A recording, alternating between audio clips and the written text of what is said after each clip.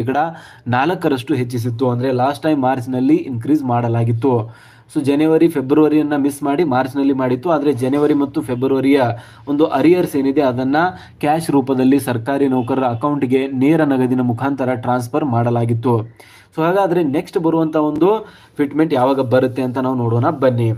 So ಇದು ಕೇಂದ್ರ ಸರ್ಕಾರಿ ನೌಕರಿಗೆ ಅಷ್ಟೇ ಅಲ್ಲ, ಕೇಂದ್ರ ಮತ್ತು ರಾಜ್ಯ ಎರಡೂ ಸರ್ಕಾರಿ ನೌಕರಿಗೆ ಅನ್ವಯವಾಗುವಂಥದ್ದು. ಇದರಲ್ಲಿ ಯಾವುದೇ ರೀತಿಯಾದಂಥ ಡೌಟ್ ಇಲ್ಲ. ದಯವಿಟ್ಟು ಎಲ್ಲರೂ ಕೂಡ ಈ ಒಂದು ಮಾಹಿತಿಯನ್ನು ಕಂಪ್ಲೀಟ್ ಆಗಿ ನೋಡಿ. ಕೇಂದ್ರ ಸರ್ಕಾರದ ವಲಯದ ಸಂಸ್ಥೆಗಳು ಮತ್ತು ರಾಜ್ಯ ಸರ್ಕಾರಿ ಇಲಾಖೆಗಳ ಕೆಲಸ ಮಾಡುವವರಿಗೆ ಒಳ್ಳೆಯ ಸುದ್ದಿ ಬಂದಿದೆ. ಸೆಪ್ಟೆಂಬರ್ನಲ್ಲಿ ಸಂಬಳ ಹೆಚ್ಚಾಗುವ ಸಾಧ್ಯತೆ ಇದೆ. ಕೇಂದ್ರ ಸರ್ಕಾರಿ ನೌಕರರಿಗೆ ಶೇಕಡ 3-4% DA ಹೆಚ್ಚಳವಾಗುವ ಸಾಧ್ಯತೆ ಇದೆ. ಅದರ ಜೊತೆಗೇನೆ ರಾಜ್ಯ ಸರ್ಕಾರಿ ನೌಕರಿಗೂ ಕೂಡ ಅದೇ ರೀತಿಯಾದಂಥ ತುಟ್ಟಿ ಭತ್ಯೆ DA ಹೆಚ್ಚಳ ಮಾಡೋದಕ್ಕೆ ಸರ್ಕಾರ ಮನಸ್ಸು ಮಾಡ್ತಾ ಇದೆ. ಅದಕ್ಕೆ ಟೈಮ್ ಬರ್ತಾ ಇದೆ ಅಂತಲೇ ಹೇಳಲಾಗ್ತಾ ಇದೆ. ಸೆಪ್ಟೆಂಬರ್ನಲ್ಲಿ DA ಹೆಚ್ಚಳವಾಗಿದ್ದರೂ ಹೆಚ್ಚಳವು ಜುಲೈ 1, 2024 ಜಾರಿಗೆ ಬರಲಿದೆ. ಶೇಕಡ 4% DA ಹೆಚ್ಚಳವು ಇಲ್ಲಿವರೆಗೂ ಸ್ಥಿರವಾಗಿದೆ. ಹಣದುಬ್ಬರ ಪರಿಸ್ಥಿತಿಗಳ ಆಧಾರದ ಮೇಲೆ ಶೇಕಡ 4-4.25% ಕೂಡ ಸಾಧ್ಯತೆ ಇದೆ ಅಂತ ಹೇಳಲಾಗ್ತಾ ಇದೆ. ಸದ್ಯಕ್ಕೆ ನೋಡ್ತಾ ಇರುವ ಒಂದು ಡೇಟಾನ ಪ್ರಕಾರ 4% ಮಿನಿಮಮ್ ಸಿಗಲೇಬೇಕು. ಏನಾದರೂ ಮತ್ತೆ ಹಣದುಬ್ಬರ ಇನ್ನೊಂದು ಸ್ವಲ್ಪ ಜಾಸ್ತಿ ಆದರೆ 4.25% ಕೂಡ ಸರ್ಕಾರಿ ನೌಕರರ ಒಂದು DA ಹೆಚ್ಚಳ ಆಗ್ತಾ ಇರುವಂಥದ್ದು ಇನ್ನು ಮುಂದಿನ ದಿನಗಳಲ್ಲಿ ನಾವು ನೋಡ್ತಾ ಇದ್ದೀವಿ. ಆ್ಯಂಡ್ ಇದು ಸೆಪ್ಟೆಂಬರ್ ತಿಂಗಳ ಸಂಬಳದಲ್ಲಿ ಬಂದರೂ ಕೂಡ ಜುಲೈ 1 ಅದನ್ನು ಇಂಪ್ಲಿಮೆಂಟ್ ಮಾಡಲಾಗುತ್ತೆ. ಅದರಲ್ಲಿ ಎಷ್ಟು ಅರಿಯರ್ಸ್ ಉಳಿಯುತ್ತೆ ಆ ಒಂದು ಅರಿಯರ್ಸನ್ನು ಸರ್ಕಾರಿ ನೌಕರರ ಅಕೌಂಟ್ಗೆ ನೇರ ನಗದು ಅಂದರೆ ಡೈರೆಕ್ಟ್ ಟ್ರಾನ್ಸ್ಫರ್ ಕ್ಯಾಶ್ ರೂಪದಲ್ಲಿ ಸರ್ಕಾರಿ ನೌಕರ ಅಕೌಂಟ್ಗೆ ಹಾಕಲಾಗುತ್ತೆ. ಲಾಸ್ಟ್ ಟೈಮ್ ಕೂಡ ನೀವು ಎಷ್ಟೋ ಸತಿ ನೋಡಿದ್ದೀರಾ, ಜನವರಿಲಿ ಕೊಡಬೇಕಾಗಿರುವಂಥ DA ಜನವರಿ ಮಿಸ್ ಆಯಿತು, ಫೆಬ್ರವರಿ ಮಿಸ್ ಆಯಿತು, ಆದರೆ ಮಾರ್ಚ್ನಲ್ಲಿ ನೀಡ್ತಾರೆ.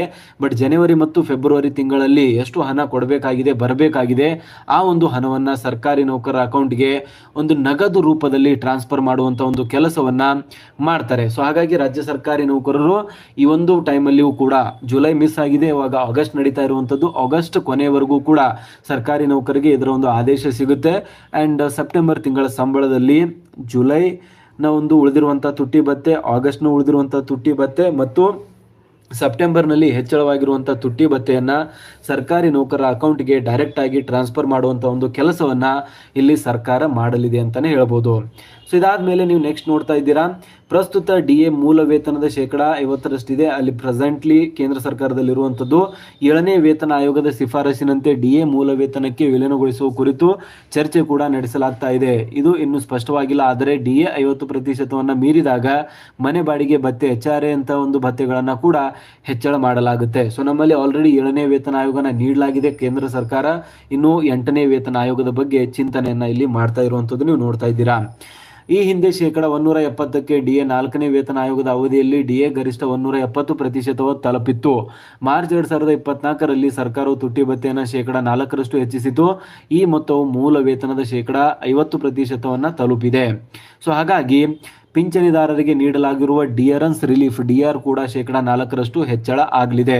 ಇದು ನಾಟ್ ಓನ್ಲಿ ಪ್ರೆಸೆಂಟ್ ಆಗಿ ಕೆಲಸ ಮಾಡ್ತಾ ಇರುವಂಥ ನೌಕರರಿಗೆ ಹೆಚ್ಚಳವಾಗ್ತಾ ಇರುವಂಥದ್ದು, ಯಾರು ರಿಟೈರ್ಡ್ ಆಗಿದ್ದಾರೆ ಪೆನ್ಷನನ್ನು ಪಡಿತಾ ಇದ್ದಾರೆ ಅವರಿಗೂ ಕೂಡ ಇನ್ಕ್ರೀಸ್ ಆಗುತ್ತೆ. ಆ್ಯಂಡ್ ಯಾರೆಲ್ಲ ಫ್ಯಾಮಿಲಿ ಪೆನ್ಷನ್ ಅಂದರೆ ಪಿಂಚಣಿದಾರರು ಮತ್ತು ಕುಟುಂಬ ಪಿಂಚಣಿದಾರರು ಯಾರೆಲ್ಲ ಇದ್ದಾರೆ ಅವರಿಗೂ ಕೂಡ ಈ ಒಂದು DA ಹೆಚ್ಚಳ DR ಹೆಚ್ಚಳ ಅನ್ನೋದು ಅನ್ವಯವಾಗುತ್ತೆ. 7ನೇ ವೇತನ ಆಯೋಗದ ಆದಮೇಲೆ ತಕ್ಷಣ ಈ ಒಂದು ಗುಡ್ ನ್ಯೂಸ್ ಸರ್ಕಾರಿ ನೌಕರರಿಗೆ ಸಿಗ್ತಾ ಇರುವಂಥದ್ದು. ಇವಾಗ ಇಯರ್ ಎಂಡ್ ಬರ್ತಾ ಇರುವಂಥದ್ದು, ಎಲ್ಲರಿಗೂ ಕೂಡ ಇನ್ಕ್ರಿಮೆಂಟ್ ಕೂಡ ಆ್ಯಡ್ ಆಗಿರುತ್ತೆ. ಸೊ ಬೇಸಿಕಲಿ ಒಂದು ವರ್ಷಕ್ಕೊಮ್ಮೆ ಇನ್ಕ್ರಿಮೆಂಟ್ ಇರುತ್ತೆ. ಯಾರೆಲ್ಲ ಒಂದು PWD ಇಲಾಖೆಯಲ್ಲಿ ಕೆಲಸ ಮಾಡ್ತಾ ಇದ್ದಾರೆ, ಶಿಕ್ಷಕರಿದ್ದಾರೆ, ಪೊಲೀಸ್ ಇಲಾಖೆಯಲ್ಲಿದ್ದಾರೆ, ಎಲ್ಲರಿಗೂ ಕೂಡ ಇವಾಗ ಇನ್ಕ್ರಿಮೆಂಟ್ ಆಲ್ರೆಡಿ 1100 ರೂಪಾಯಿಂದ 2500 ರೂಪಾಯಿ depending on the category, like A, B, C ಮತ್ತು D ಯಾವ ಒಂದು ಸ್ಥಾನದಲ್ಲಿ ಬರ್ತೀರಾ ಅದರಲ್ಲಿ ಡಿಪೆಂಡ್ ಆಗಿ ಆಲ್ರೆಡಿ ನಿಮಗೆ ನಿಮ್ಮ ಒಂದು ಇಯರ್ಲಿ ಇನ್ಕ್ರಿಮೆಂಟ್ ಏನಿದೆ ಆ ಒಂದು ಇಯರ್ಲಿ ಇನ್ಕ್ರಿಮೆಂಟು ಜುಲೈ ತಿಂಗಳ ಸಂಬಳದಲ್ಲಿಯೇ ಆ್ಯಡ್ ಆಗಿರುವಂಥದ್ದು ನೀವು ನೋಡಿದ್ದೀರಾ.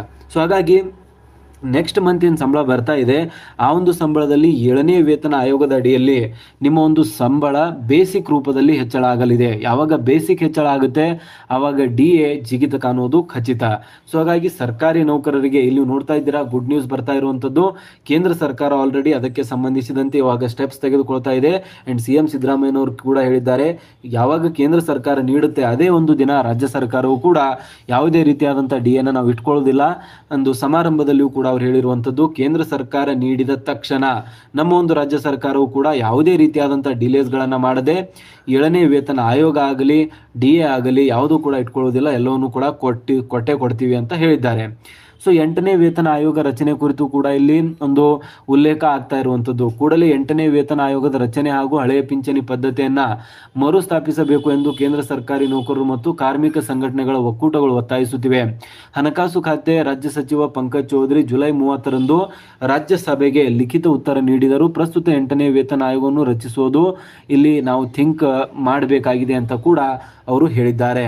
ಸೊ ಇದಾದ್ಮೇಲೆ ನೆಕ್ಸ್ಟ್ ನೀವು ನೋಡ್ತಾ ಇದ್ದೀರಾ, 7ನೇ ವೇತನ ಆಯೋಗವನ್ನು ಫೆಬ್ರವರಿ 2014ರಲ್ಲಿ ರಚನೆ ಮಾಡಲಾಗಿತ್ತು. ಆದರೆ ಶಿಫಾರಸುಗಳನ್ನು ಜನವರಿ 1, 2016ರಿಂದ ಜಾರಿಗೆ ತರಲಾಯಿತು. ಸಾಮಾನ್ಯವಾಗಿ ಸರ್ಕಾರಿ ನೌಕರರ ವೇತನವನ್ನು ಪರಿಶೀಲಿಸಲು ಮತ್ತು ಪರಿಷ್ಕರಿಸಲು ಪ್ರತಿ 10 ವರ್ಷಗಳಿಗೊಮ್ಮೆ ಹೊಸ ವೇತನ ಆಯೋಗವನ್ನು ರಚನೆ ಮಾಡಲಾಗುತ್ತೆ, ನೌಕರರ ಒಂದು ವೇತನವನ್ನು ಹೆಚ್ಚಳ ಮಾಡೋದಕ್ಕಾಗಿ. DA ಅನ್ನು ಹೇಗೆ ಲೆಕ್ಕಾಚಾರ ಹಾಕಲಾಗುತ್ತದೆ ಅಂತ ಕೂಡ ಇಲ್ಲಿ ವಿವರಿಸಲಾಗಿದೆ, ಅದನ್ನು ಕೂಡ ನಾವು ನೋಡೋಣ.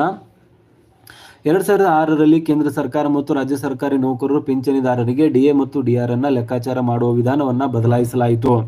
ಪ್ರಸ್ತುತ ಸೂತ್ರದಲ್ಲಿ ಜೂನ್ 2022ರಿಂದ ವರೆಗೆ ಅಖಿಲ ಭಾರತ ಗ್ರಾಹಕ ಬೆಲೆ ಸೂಚ್ಯಾಂಕ ಅಂದರೆ AICPI index, all India consumer price index 12 ತಿಂಗಳ ಸರಾಸರಿ ಶೇಕಡಾವಾರು ಹೆಚ್ಚಳದ ಆಧಾರದ ಮೇಲೆ DAನ ಹೆಚ್ಚಳ ಮಾಡಲಾಗುತ್ತೆ, DAನ ಲೆಕ್ಕ ಹಾಕಲಾಗುತ್ತೆ. ಸೊ ಬೇಸಿಕಲಿ ಏನಿದೆ ರೂಲ್ಸು, AICPI ಇಂಡೆಕ್ಸ್ ಭಾರತೀಯ ಬೆಲೆ ಸೂಚ್ಯಾಂಕವನ್ನು ಗಮನದಲ್ಲಿಟ್ಟುಕೊಂಡು AICPI ಇಂಡೆಕ್ಸನ್ನು ರಿಲೀಸ್ ಮಾಡಲಾಗುತ್ತೆ. ಅದು ದೇಶದಲ್ಲಿ ನಡೀತಾ ಇರುವಂಥ ಹಣದುಬ್ಬರವನ್ನು ಸೂಚಿಸುತ್ತೆ, ಹಣದುಬ್ಬರದಲ್ಲಿ ಯಾವ ರೀತಿಯಾದಂಥ ಚೇಂಜಸ್ಗಳು ನಡೀತಾ ಇದೆ ಅನ್ನೋದನ್ನು ಸೂಚನೆ ತೋರಿಸುತ್ತೆ.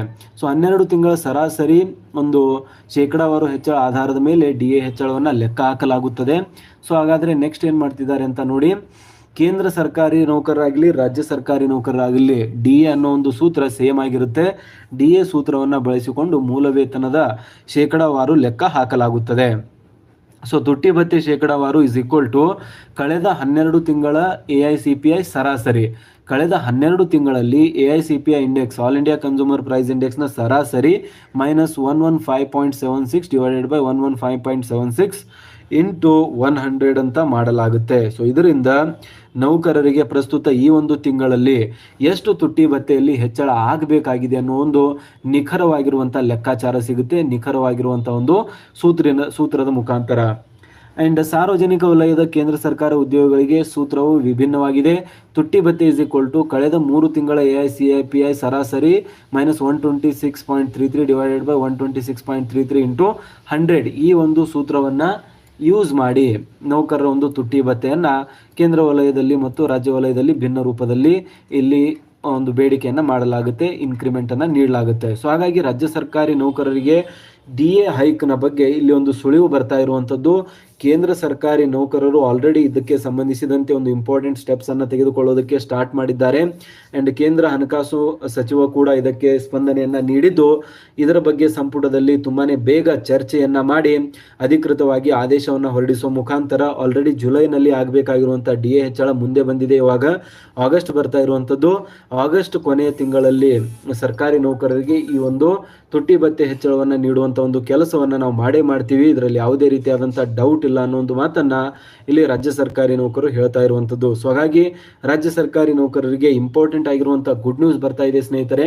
ಆ್ಯಂಡ್ ಇಲ್ಲಿಯೂ ಕೂಡ ನೀವು ನೋಡ್ತಾ ಇದ್ದೀರಾ, ಕೊನೆಗೂ ಸರ್ಕಾರಿ ನೌಕರಿಗೆ ತುಟ್ಟಿ ಭತ್ಯೆ 3ರಿಂದ 4% ಏರಿಕೆ ಮಾಡೋದಕ್ಕೆ ಸರ್ಕಾರ ಸಿದ್ಧ ಅಂತ ಹೇಳಲಾಗ್ತಾ ಇದೆ. ಆ್ಯಂಡ್ ಫರ್ದರ್ ಮಾಹಿತಿ ನೀವು ಇದೇ ರೀತಿಯಾಗಿ ಈ ಕಡೆ ನೋಡ್ತಾ ಹೋದರೆ ಇಲ್ಲಿ ನೋಡಿ ಎಷ್ಟು ಇಂಪಾರ್ಟೆಂಟ್ ಆಗಿರುವಂಥ ಮಾಹಿತಿಯನ್ನು ನೀಡಿದ್ದಾರೆ. ಸೊ ಇಲ್ಲಿ ನೋಡ್ತಾ ಇರುವಂಥದ್ದು ಸರ್ಕಾರಿ ನೌಕರರಿಗೆ ಒಂದು ಸೆಪ್ಟೆಂಬರ್ ಸಂಬಳದಲ್ಲಿ ತನ್ನ ನೌಕರಿಗೆ ತುಟ್ಟಿ ಭತ್ಯೆಯನ್ನು 3ರಿಂದ 4% ಹೆಚ್ಚಳ ಮಾಡೋದಕ್ಕೆ ಇಲ್ಲಿ ಸರ್ಕಾರ ಸಜ್ಜಾಗ್ತಾ ಇದೆ ಅಂತ ಹೇಳಲಾಗ್ತಾ ಇದೆ. ಹಾಗಾದರೆ ಯಾವ ಒಂದು ವೇತನ ಆಯೋಗದ ಅಡಿಯಲ್ಲಿ DA ಹೆಚ್ಚಳ ಆಗಲಿದೆ, ಎಷ್ಟು ಏರಿಕೆ ಆಗಲಿದೆ? 6ನೇ ವೇತನ ಆಯೋಗದ ಅಡಿಯಲ್ಲಿ ಆಗಲ್ಲ, ಏನಕ್ಕಂದರೆ ಆಲ್ರೆಡಿ 7ನೇ ವೇತನ ಆಯೋಗ ಬಂದಿದೆ. ಹಾಗಾಗಿ 7ನೇ ವೇತನ ಆಯೋಗದ ಬೇಸಿಕ್ ಅನ್ನು ಇಲ್ಲಿ ಕನ್ಸಿಡರ್ ಮಾಡಲಾಗುವುದು. ಸೊ ಅದ್ರ ಬಗ್ಗೆ ಇಲ್ಲಿ ಸಂಪೂರ್ಣವಾಗಿರುವಂಥ ಮಾಹಿತಿಯನ್ನು ಸರ್ಕಾರಿ ನೌಕರಿಗೆ ಬರ್ತಾ ಇದೆ, ನೋಡ್ತಾ ಇದ್ದೀರಾ. ಕೊನೆಗೂ ಸರ್ಕಾರಿ ನೌಕರಿಗೆ 3ರಿಂದ 4% ತುಟ್ಟಿ ಭತ್ಯೆ ಹೆಚ್ಚಳಕ್ಕೆ ಸರ್ಕಾರ ಮಹತ್ವದ ನಿರ್ಧಾರವನ್ನು ತೆಗೆದುಕೊಳ್ಳೋದಕ್ಕೆ ಹೊರಟಿದೆ. ಏನಕ್ಕಂದರೆ ಸರ್ಕಾರಿ ನೌಕರು ತುಂಬಾ ದಿನಗಳಿಂದ ಕೇಳ್ತಾ ಇದ್ರು.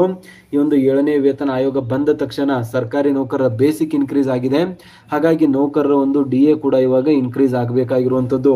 ಆ್ಯಂಡ್ DA ಮೆರ್ಜ್ ಮಾಡಿರೋದ್ರಿಂದ ಬರೀ 8.5% DA ಮಾತ್ರ ಇವಾಗ ಉಳಿದಿದೆ. ಆ ಒಂದು DA ಸರ್ಕಾರಿ ನೌಕರಿಗೆ ಸಾಕಾಗೋದಿಲ್ಲ. ಇನ್ನು ಮುಂದೆ ಹೆಚ್ಚಿನ ಒಂದು DA ಬರಬೇಕು ಅಂದರೆ ಪ್ರತಿ 6 ತಿಂಗಳಿಗೊಮ್ಮೆ ಅದನ್ನು ಯಥೇಚ್ಛವಾಗಿ ಕೇಂದ್ರ ಸರ್ಕಾರ ಯಾವ ರೀತಿ ಇನ್ಕ್ರೀಸ್ ಮಾಡ್ತಾ ಇದೆ ಅದೇ ರೀತಿಯಾಗಿ ರಾಜ್ಯ ಸರ್ಕಾರಿ ನೌಕರಿಗೂ ಕೂಡ ಇನ್ಕ್ರೀಸ್ ಮಾಡ್ತಾ ಹೋಗಬೇಕು ಅಂತ ನೌಕರರ ಬೇಡಿಕೆ ಇರುವಂಥದ್ದು. ಅದಕ್ಕೆ ಸಂಬಂಧಿಸಿದಂತೆ ಇವಾಗ ತುಂಬಾ ಇಂಪಾರ್ಟೆಂಟ್ ಆಗಿರುವಂಥ ಮಾಹಿತಿ ಬರ್ತಾ ಇದೆ.